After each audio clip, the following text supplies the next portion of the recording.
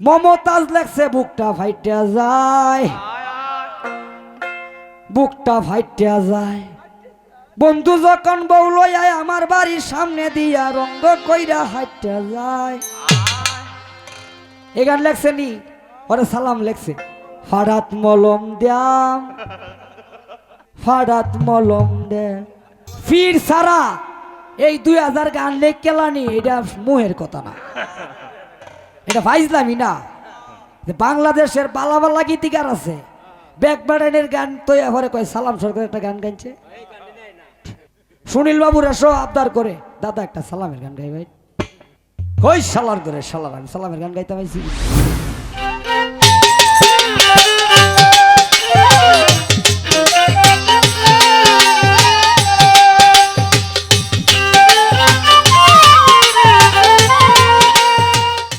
তো আমার যে দুলাভাই তিনি বলতেছে রুমন আজকে যে গান হবে, যেহেতু এখানে ইয়াং জেনারেশন আছে, তুমি সালামের গানও করবা। এরপরে অলিদ ভাই যিনি আসছেন তিনি সানবে সাহেবের গান করবেন। মানে উনি এইভাবে বলছিলেন যে তুমি সালাম পক্ষ আর অলিদ ভাই হচ্ছে সানমে পক্ষ। মানে পক্ষ মানে কি, মানে উনি গান করবে সানমে সাহেবে, আমি গান করব সালাম সরকারের, মানে ইয়াং পোলাওয়ানের জন্য। অনুরার কথা হইল যে তুমি নেত্র না তৈয়া, তোমার বাড়ি গানে চাইন মেশা, এই গানে তৈয়া তুমি কেন্দ্র গেলা কেন? শোনো, যখন সিলেট গানে যাই, ভৈরব গানে যাই, নরসিংদী গানে যাই, জিজ্ঞাসা করে আপনার বাড়ি কোথায়, যে নেত্রকোনা। নেত্রকোনা কইলে অনেক জায়গায় চিনে, আবার অনেক জায়গায় চিনে না। বলতে হয় মাইমুন সিং নেত্রকোনা। তখন বলে কি জানেন, তাহলে কি সালাম সরকারের বাড়ির কাছে? যে হ্যাঁ, সালাম সরকারের বাড়ির কাছেই, কিন্তু একটু দূর। তার মানে সালাম সরকার শুধু কেন্দ্র না, সালাম সরকার সমগ্র বাংলাদেশের। সাইনমা সাপ শুধু নেত্রকোনার না, সাইনমা সাপ সমগ্র বাংলার বুকে যারা গান করে তাদের জন্য। এটা একক কোনো বিষয়, একক কোনো সম্পত্তি কারো না। এই কারণেই মানে এটা আঞ্চলিকতার মাধ্যমে বলছিলাম যে তুমি সাইনমা পক্ষ, আমি সালাম পক্ষ। কয় তোমার উস্তাদের ফিরের নামটা কই আছে? আমি বুঝছি, এটা আমি কেন লেগে শিখেছি, কিন্তু এটা ওনার পীরের নাম। উনি এখন পীরের নাম বলে, আগে উনি পীরের নাম কখনো বলতো না। এখন উনি ওনার পীর আছে, ওনার পীরের নামটা বলে, যিনি শিবলি আকবরী, যিনার হাতে তিনি বায়াত গ্রহণ করেছেন। তিনি এখন অনেক মঞ্চেই তিনি বলেন, কারণ আসতে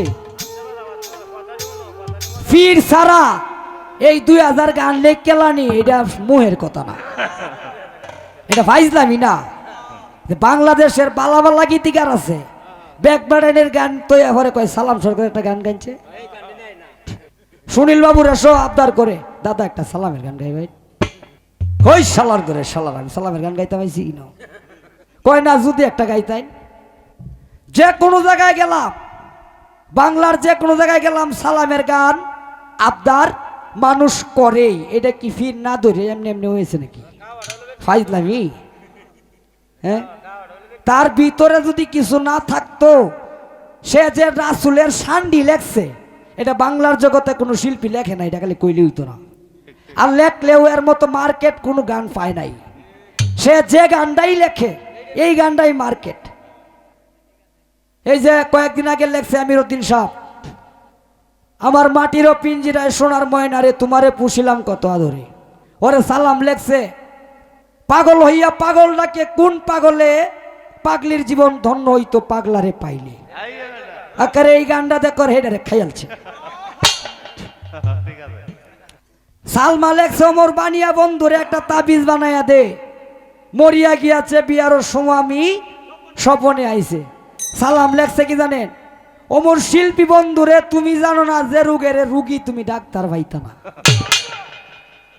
মমতাজ লেখছে বুকটা ফাইটা যায়, বুকটা ফাইটা যায়। বন্ধু যখন বউ লইয়া আমার বাড়ির সামনে দিয়া রঙ্গ কইরা হাইটা যায়। এই গান লেখছে নি ওরে সালাম লেখছে। ফাড়াত মলম দ্যাম, ফাড়াত মলম দে, যে রোগের রুগী হয়ে ফর্স করো ডাক্তার আনবাম বড় বড় ইনজেকশন করাইয়া দেন। এই যে কথাটি এদিকে টুয়াই আনছে, হ্যাঁ এদিকে টুয়াই না কথা। গান লেখছে কি গান? মোহাম্মদ নাম শুনিয়া হইলাম দিওয়ানা, মনে লই উড়িয়া যাইতাম সোনার মদিনা। মদিনার ওই দুলাবালি পাইলে দিতাম সুরমা বলি, যেই পথে হাঁটিয়া গেছেন আমার রাসূল দিওয়ানা।